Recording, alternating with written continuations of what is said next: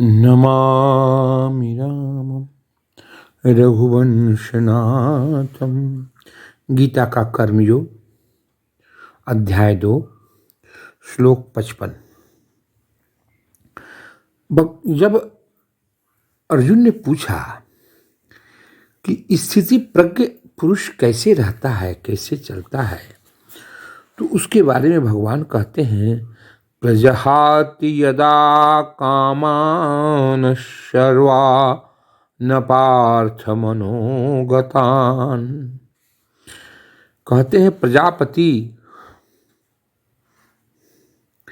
प्रजाहानि प्रजाहाति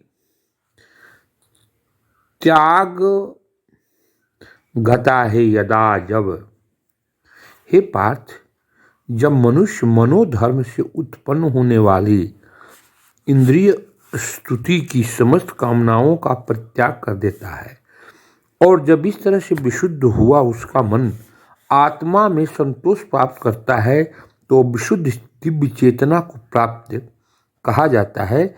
इसी को स्थिति प्रज्ञ कहते हैं।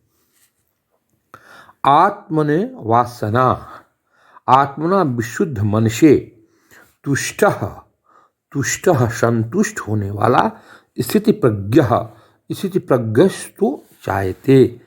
स्थिति प्रज्ञ अध्यात्म में स्थित तदा उस समय तो उच्चते कहा जाता है। प्रजाहाति यदा, श्री भगवान ने कहा, प्रजाहाति त्यागता है यदा, जब कामान सर्वान यार्थ, यदा भगवान इंद्रियों की तृप्ति की इच्छाएं सर्वान सबका हे पार्थ जब वो त्याग कर देता है, तब वो आत्मचेतना में स्थिति पुरुष आत्मनेवात्मना तुष्ट अध्यात्म स्थित वह पुरुष स्थिति प्राज्ञ कहलाता है। श्रीमद् भागवत में पुष्टि हुई है कि मनुष्य पूर्णतः कृष्ण भावना भक्ति या भगवत भक्त होता है, उसमें महर्षियों के समस्त सद्गुण पाए जाते हैं। किंतु जो व्यक्ति अध्यात्म स्थित नहीं होता है, उसमें एक भी योग्यता नहीं होती, क्योंकि वह अपने मनोधर्म पर ही आश्रित रहता है। फलतः यहाँ ठीक ही कहा गया है कि व्यक्ति को मनोधर्म द्वारा कल्पित सारी विषय वासनाओं को त्यागना होता है। कृत्रिम साधन से इनको रोज पाना संभव नहीं है। लेकिन जब हम स्थिति प्रज्ञ हो जाते हैं, तो उस परिस्थिति में हम कामनाओं का त्याग करके स्थिर हो जाते हैं।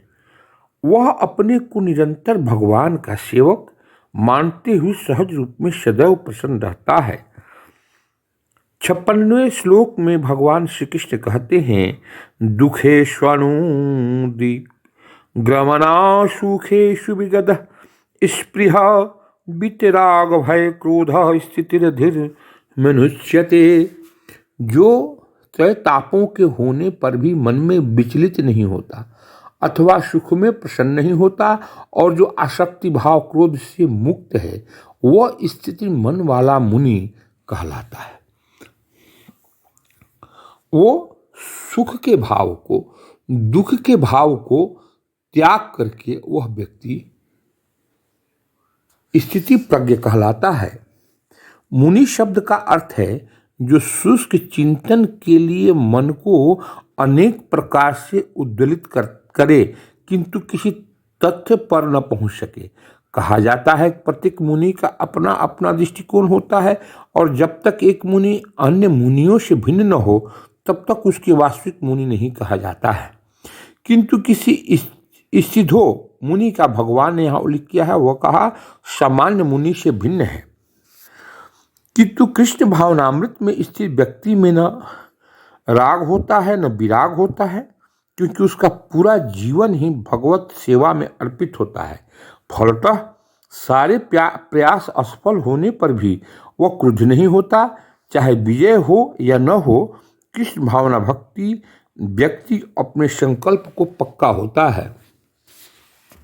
कहता है, दुखेष्वनु दिग्नमनः सुखेषु विगतस्पृहः दुखेषु तीनों तापों से अनुदिग्ध मन में विचलित हुए बना, सुखेषु सुख में विगत स्पृह रुचि रहित होने वाला वित्त, मुक्त रागासक्ति भय क्रोध से स्थित मुनि ही वो मुनि कहलाता है।